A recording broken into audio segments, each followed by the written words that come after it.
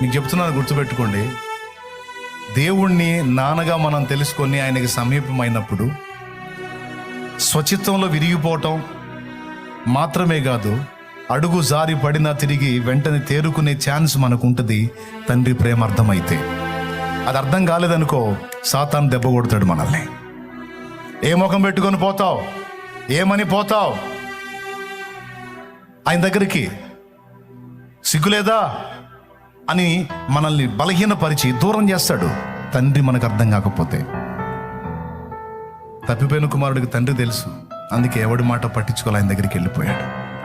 ఈరోజు నువ్వు, నేను, మనం ఆయనకి సమీపమై ఆయన అర్థం చేసుకోగలిగితే ఫస్ట్ కంట్రోల్ అవుతాం. ఎక్కడన్నా త్రోవ తప్పినా తిరిగి వెంటనే రికవర్ అయి తండ్రిని చేరుకోగలం. 2 ప్రయోజనాలు.